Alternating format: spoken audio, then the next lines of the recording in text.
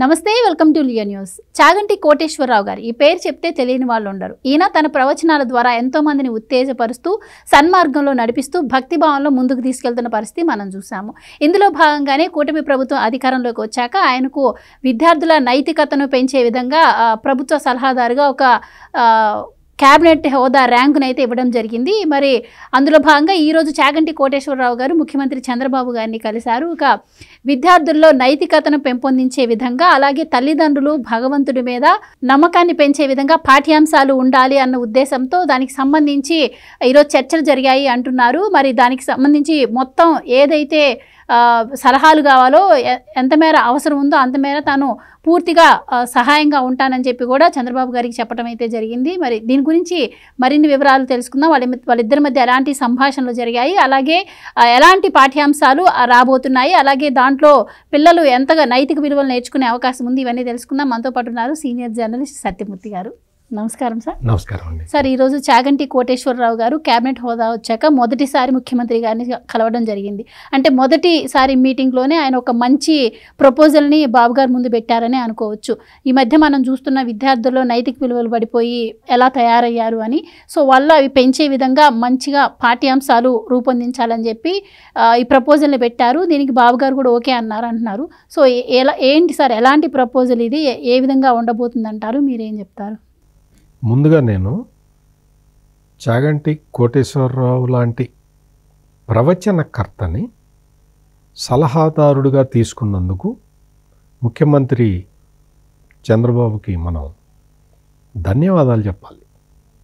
ఎందుకు అంటే ఇప్పుడు ప్రస్తుతం మన సమాజంలో చిన్న లేదు పెద్ద లేదు, అందరూ అనైతికంగా ప్రవర్తించటానికి అలవాటు పడిపోయారు. ఈ జంక్చర్లో కనీసం మంచి మాట చెప్పేవాళ్ళు ఒక్కళ్ళైనా ఉండాలి. అసలు ముఖ్యమంత్రి చంద్రబాబు నాయుడికి అసలు ఈ ఆలోచన ఎట్లా వచ్చిందో తెలియదు, కానీ చాగంటి కోటేశ్వరరావు గారిని తీసుకొచ్చి సలహాదారుడిగా పెట్టుకొని ఈ పాఠ్యాంశాలలో ఇటువంటి నైతిక విషయాలు జాయిన్ చేయాలి, ఇంక్లూడ్ చేయాలి అన్న ఒక ఆలోచన వచ్చినందుకు మనం భావితరాలని దృష్టిలో పెట్టుకొని మనం we have to appreciate chief minister of Andhra Pradesh Chandrababu Naidu. Chandrababu నాయుడిని కలవటానికి ముందరే చాగంటి కోటేశ్వరరావు గారు విద్యాశాఖ మంత్రి నారా లోకేష్ తోటి సమావేశమయ్యారు. అప్పుడు వాళ్ళు మాట్లాడుకున్నప్పుడు నైతిక విలువల్ని పాఠ్యాంశంగా చేరుద్దామని వాళ్ళిద్దరూ ఒక నిర్ణయానికి వచ్చారు. ఇది చాలా గొప్ప విషయం. మామూలుగా మనం చూసాం అంతకు ముందర జగన్మోహన్ రెడ్డి ప్రభుత్వం మేము ఇంగ్లీష్లో చదువుతాం అని పెట్టారు తప్ప నైతిక విలువలు పెంచుతాం అని చెప్పలే. ఏ మీడియం అయినా, ఇంగ్లీష్ మీడియం అయినా, తెలుగు మీడియం అయినా, ఏ మీడియం, ఉర్దూ మీడియం అయినా, ఏ మీడియం అయినా సరే అసలు ఆ మీడియంలో ఏం చెప్పాలనేది ఇంపార్టెంట్ కదా. జగన్మోహన్ రెడ్డి ప్రభుత్వం ఏం చెప్పాలి అనేది వదిలేసి ఎలా చెప్పాలి, ఏ భాషలో చెప్పాలనే దాని మీద ఫోకస్ చేసింది. అలా కాకుండా నువ్వు ఏ భాషలో, ఇప్పుడు మన దగ్గరకు వచ్చి ఎవరన్నా ఇంగ్లీష్లో మాట్లాడారు అనుకో, మనం దానికి ఇంగ్లీష్లో సమాధానం చెప్తాం. ఎదుటివాడు ఇంగ్లీష్లో మాట్లాడినా నా బ్రెయిన్ దాన్ని తెలుగులో తర్జుమా చేసుకొని, నేను దానికి తెలుగులో ఆన్సర్ ప్రిపేర్ చేసుకొని దాన్ని నేను ఇంగ్లీష్లో చెప్తా. This is the process, brain process. ఎందుకు? నా మాతృభాష తెలుగు కాబట్టి ఎదుటివాడు హిందీలో చెప్పినా, ఇంగ్లీష్లో చెప్పినా, నాకు వచ్చిన ఏ లాంగ్వేజ్లో చెప్పినా దాన్ని నేను తెలుగులోనే ఆలోచిస్తా. తెలుగులో ఆలోచించి తెలుగులో దానికి సమాధానాన్ని రెడీ చేసుకొని నేను వాడైతే హిందీ భాషలో చెప్తా, ఇంగ్లీష్ వాడైతే ఇంగ్లీష్ భాషలో చెప్తా. నాకు ఆ రెండే వచ్చు కాబట్టి. కన్నడ వాళ్ళైనా, ఇప్పుడు కన్నడ భాష వచ్చిన వాళ్ళు తెలుగు వాళ్ళు చాలామంది ఉన్నారు, తమిళ వచ్చిన తెలుగు వాళ్ళు చాలామంది ఉన్నారు.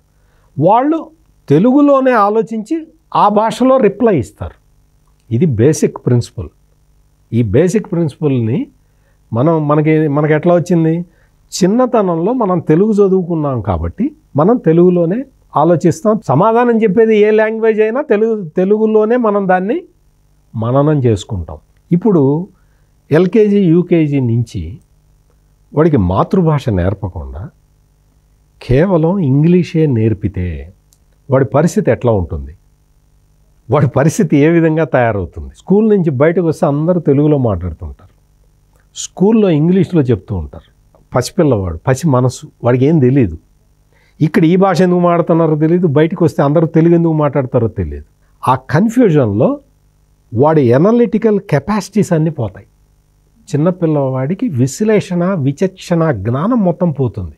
ఇవన్నీ ఎవరికి అర్థమవుతాయి? తెలుగు భాష గురించి తెలిసిన వాళ్ళకి అర్థమవుతాయి. తెలుగు భాష గురించి తెలుసుకోని వాళ్ళకి ఇవేవి అర్థం కావు. గంభీరంగా మనం ఇంగ్లీష్ మీడియంలో చేర్పిస్తున్నాం, పిల్లల్ని ఇంగ్లీష్ మీడియంలో చేర్పిస్తున్నాం. పిల్లల్ని ఇంగ్లీష్ మీడియంలో చేర్పించిన వాడి బుర్ర ఆలోచించే తెలుగులో ఆలోచించాలి.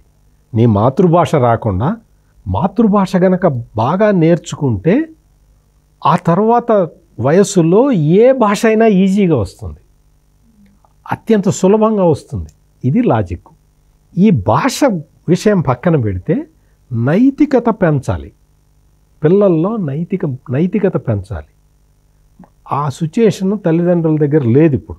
ఎందుకంటే తల్లిదండ్రి ఇద్దరు ఉద్యోగాలకు వెళ్తారు, వాళ్ళు ఏదో చాలా సమస్యల్లో వాళ్ళు ఉంటారు. కాబట్టి వాళ్ళు ఇంటికి వచ్చిన పిల్లవాడికి ఏదో 4 మంచి మాటలు చెబుదామన్న అంటే వాళ్ళకే తెలియకపోవచ్చు. మరి ఆ బాధ్యత ఎవరు తీసుకోవాలి? తల్లిదండ్రి ఆ బాధ్యత తీసుకోకపోతే గురువు ఆ బాధ్యత తీసుకోవాలి.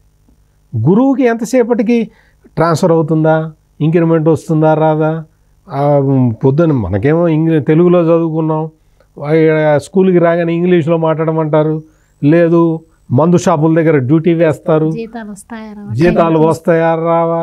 ఈ గొడవల్లో గురువు ఉంటే ఇంకెవరు చెప్పాలి? తల్లిదండ్రులు వాళ్ళ బతుకులో వాళ్ళు బిజీగా ఉన్నారు, గురువేమో ఈ లంపటాల్లో పడిపోయి అతను బిజీగా ఉన్నాడు. మరి పిల్లలకి ఎవరు నేర్పాలి? ఈ ప్రశ్న నుంచి ఈ సలహాదారుడి పోస్టు ఉద్భవించి కరికులంలోనే ఇటువంటి విషయాల్ని ఇన్కల్కేట్ చేయాలి, అందులో ప్రవేశపెట్టాలి అన్న ఉద్దేశంతో దానికి correct suitable person Chaganti Koteswararao గారిని ఆయన తీసుకొచ్చి కూర్చోబెట్టడం, రాష్ట్ర ప్రభుత్వం ఆఫర్ చేయటం, దాన్ని ఆయన ఒప్పుకోవటం చాలా గొప్ప విషయం. మనం చూసాం అంతకు ముందర చాలామంది ఆయనకి చాలా రకరకాల పోస్టులు ఇచ్చినా కానీ ఆయన యాక్సెప్ట్ చేయలేదు. ఎందుకు యాక్సెప్ట్ చేయలేదు? అప్పుడు ఎందుకు చేయలేదు, ఇప్పుడు ఎందుకు చేశాడు అంటే, ప్రవచనకర్తగా ఆయన ఎదుటి మనిషిలో చిత్తశుద్ధిని చూస్తాడు. ఇతనికి చిత్తశుద్ధి ఉందా లేదా, నాతో చెబుతున్న విషయం మీద ఇతనికి చిత్తశుద్ధి ఉందా లేదా అని ఒక అంచనా వేసుకుంటాడు. చంద్రబాబు నాయుడు చెప్తున్న విషయంలో చిత్తశుద్ధి ఉంది కాబట్టి చాగంటి కోటేశ్వరరావు ఆ పదవిని యాక్సెప్ట్ చేశాడు. క్యాబినెట్ ర్యాంకు అంటే ఏమేమి సౌకర్యాలు ఉంటాయో చాగంటి కోటేశ్వరరావుకి తెలుసని నేనైతే అనుకోను. అంటే ఆయనకి అవన్నీ అవసరం కూడా లేదు. చాగంటి కోటేశ్వరరావు గారికి ఈ క్యాబినెట్ ర్యాంకుతో వచ్చే సౌకర్యాలు అవన్నీ కూడా అవసరం కూడా లేదు. ఆయన చాలా లిమిటెడ్ జీవితం, చాలా పద్ధతిగా బతికే జీవితం. ఆయన పిల్లలు సెటిల్ అయ్యారు, ఆయన భార్యకి ఆయనకి కూడా పెన్షన్ వస్తుంది. వాళ్ళిద్దరూ గవర్నమెంట్ ఎంప్లాయీస్, వాళ్ళకి పెన్షన్ వస్తుంది. వాళ్ళకి ఈ క్యాబినెట్ ర్యాంకు వీటి వ్యామోహంలో వచ్చే మనిషి కాదు, ఖచ్చితంగా నేను చెప్పగలుగుతాను.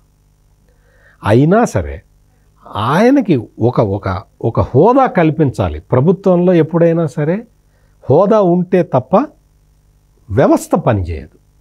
అందుకనే ఆయనకి క్యాబినెట్ ర్యాంక్ ఇచ్చి గౌరవించాలి అన్న ఉద్దేశంతో చంద్రబాబు నాయుడు ఆ నిర్ణయం తీసుకున్నారు. ఇప్పుడు ఆయన చేయాల్సిన పని ఏంటి? విద్యార్థుల్లో నైతిక వర్తన పెంచటం, వాళ్ళకి అర్థమయ్యే సరళమైన భాషలో చెప్పటం. పసిపిల్లల మనసు ఎటు వంచితే అటు వంగుతుంది. వాళ్ళని సన్మార్గంలోకి తీసుకెళ్తే సన్మార్గంలో వెళ్తారు వాళ్ళందరూ. అక్కడ ఎదురుగానే బండి ఉంటుంది, గంజాయి అక్కడ కొనుక్కొని తాగు, సిగరెట్లు బీడీలు తాగు, లేదు ఇంకో కొంచెం వయసు వచ్చిన మందు కొట్టు అంటే అట్లాగే కొడతారు. వాళ్ళకేం తెలుస్తుంది? తెల్ల కాగితం లాంటిది వాళ్ళ మనసు. అందుకని చిన్నతనంలోనే పిల్లల్ని ఈ నైతిక వర్తన వైపు తీసుకెళ్ళి మన దేశం గురించి, మన గొప్పతనం గురించి వాళ్ళకి చెబితే వాళ్ళల్లో దేశభక్తి ఆటోమేటిక్గా పెరుగుతుంది. ప్రతి పిల్లవాడు కూడా నైతిక వర్తనతోటి జీవిస్తే దేశం ఆటోమేటిక్గా బాగుపడుతుంది. స్వామి వివేకానంద చెప్పింది అదే కదా. అందుకని ఆ తరహాలో ఇప్పుడు ఆంధ్రప్రదేశ్ రాష్ట్రంలో చాలా చక్కటి ప్రోగ్రాం రాబోతున్నది అని నాకైతే అనిపిస్తున్నది. అంతకుముందు మనం చూసాం 5 సంవత్సరాలు జగన్మోహన్ రెడ్డి పాలనలో, అంటే తడతడకి ఏ విషయం మంచి వచ్చినా చెడు వచ్చినా జగన్మోహన్ రెడ్డి అంటున్నానని మీరు కూడా అనుకోమాకండి. ఆ సమయంలో 5 సంవత్సరాల కాలంలో మన నార్కటిక్స్ ఎట్లా పెరిగిపోయినాయి, గంజాయి స్మగ్లింగ్ ఎట్లా పెరిగిపోయింది, పిల్లలు అసలు స్కూళ్ళల్లో చదువులు ఎట్లా పాడైపోయినాయి, పాఠశాలకి వచ్చే విద్యార్థుల సంఖ్య ఎట్లా తగ్గిపోయింది మన కళ్ళ ముందర ఉన్నది. పనులు లేక, తల్లిదండ్రులకి పనులు లేక, పిల్లలకి చదువు చెప్పించే స్తోమత లేక, వాళ్ళకి ఇంట్రెస్ట్ లేక, స్కూల్ డ్రాప్ అవుట్స్ ఎంత పెరిగిపోయారు, స్కూళ్ళు ఎన్ని మూత వేశారు. కిలోమీటర్ దూరంలో స్కూల్ ఉంటే పంపించడానికి వీలు ఉంటుంది తల్లిదండ్రులకు కూడా. నువ్వు ఒక 10 కిలోమీటర్ల అవతల స్కూల్కి పంపించమంటే తల్లిదండ్రులు పంపించలేరు.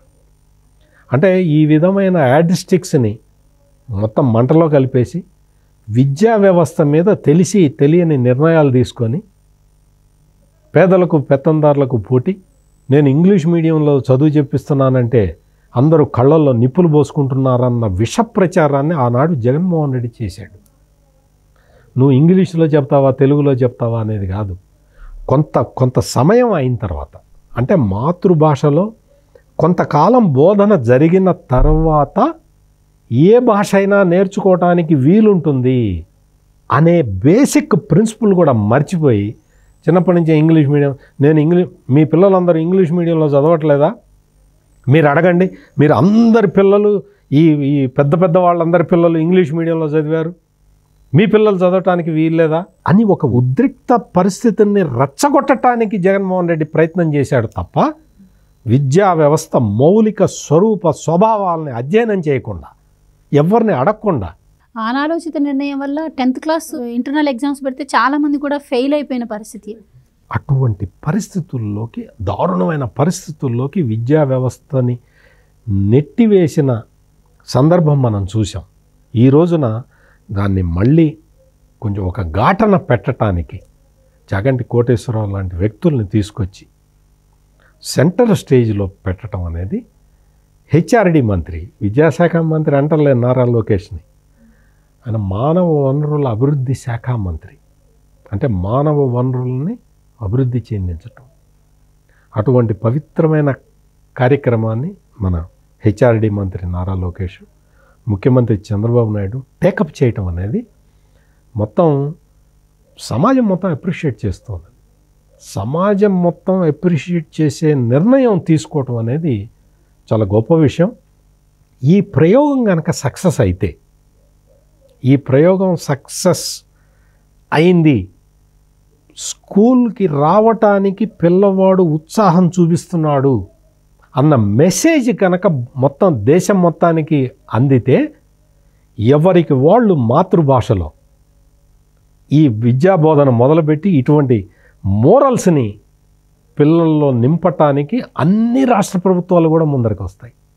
ఎందుకంటే ప్రతివాడు ఇప్పుడు మరాఠా ఉద్యమాలు చూస్తుంటాం మనం. మరాఠీలో చదవటానికి, మరాఠీలో మాట్లాడటానికి, మరాఠీకి సంబంధించిన ఆ కుటుంబాల పిల్లలు ఎంత స్ట్రగుల్ అవుతుంటారో మనం చూసాం. వాళ్ళు పోరాటాలు చేస్తూ ఉంటారు మరాఠీ భాషను నిలబెట్టుకోవటానికి. ఒక్క మరాఠీ భాషే కాదు, రకరకాల భాషలు, కన్నడం అట్లాగే ఉన్నది, తమిళ్ అట్లాగే ఉంది, మలయాళం అట్లాగే ఉంది. అన్ని భాషలు కూడా, ఏ భాష అయినా సరే ఆ భాష ప్రత్యేకతను నిలబెట్టుకోవటానికి చాలామంది ప్రయత్నం చేస్తూ ఉంటారు. అటువంటి ప్రయత్నం తెలుగు భాషకి ఇప్పటివరకు జరగలేదు. ఇక నుంచి ఆ డైరెక్షన్లో రాష్ట్ర ప్రభుత్వం పనిచేస్తుంది అని చెప్పి మనం ఆశించవచ్చు. దానికి ఇవన్నీ ఉపకరిస్తాయి. చాగంటి కోటేశ్వరరావు లాంటి మహనీయుడిని తీసుకొచ్చి ఒక అడ్వైజర్గా పెట్టుకోవటం వల్ల ఆయన చూస్తేనే మనకు ఒక ఆరాధనాభావం కలుగుతుంది. అదే భావన ఇప్పుడు పిల్లల్లో కూడా దాన్ని మనం జొప్పించగలిగితే వాళ్ళు కూడా ఒక నిబద్ధత గల భారతీయ పౌరులుగా వాళ్ళు రూపొందటానికి ఆస్కారం ఏర్పడుతుంది. అటువంటి పరిస్థితులు కల్పించటానికి తొలి అడుగు వేసిన ఆంధ్రప్రదేశ్ ప్రభుత్వాన్ని మనం అప్రిషియేట్ చేద్దాం. థ్యాంక్ యూ సో మచ్ అండి. నమస్కారం అండి.